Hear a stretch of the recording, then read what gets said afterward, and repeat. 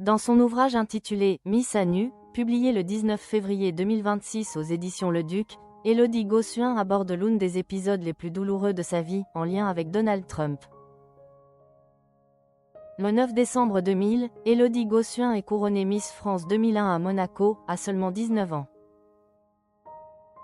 Originaire de Picardie, cette jeune infirmière, au sourire séduisant, parvient à conquérir le cœur des Français, devenant ainsi l'une des Miss les plus emblématiques de sa génération.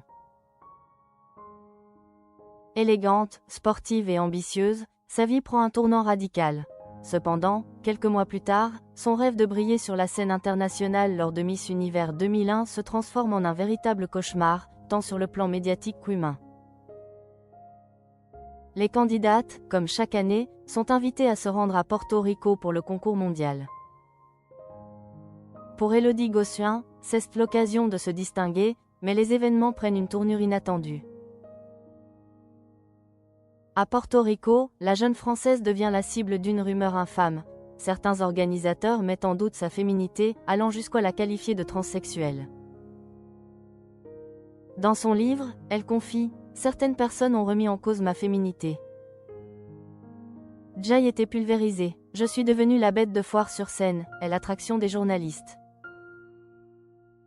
Cette rumeur, amplifiée par la presse locale, prend une telle ampleur que les responsables du concours, alors sous la direction de Donald Trump, menacent de disqualifier Élodie si elle refuse de se soumettre à un examen gynécologique devant les caméras, afin de prouver qu'elle est une vraie femme. Élodie refuse cette humiliation. Choquée et déshonorée, elle traverse l'un des moments les plus sombres de sa vie. Le plus cruel dans cette histoire est qu'à l'issue du concours, alors qu'elle se classe dans le top 10, Donald Trump lui-même la félicite. Ce n'est pas pour sa performance, mais parce que cette controverse a suscité un buzz médiatique considérable autour de l'élection. Élodie Gossuin note dans son ouvrage « Coïncidence heureuse pour ses affaires », ajoutant « opportunisme bien placé ». Pourtant, moi je n'avais rien fait, rien demandé. Aujourd'hui, alors qu'elle se trouve à Dubaï, Élodie Gossuin porte un regard critique sur ces événements, teinté d'amertume.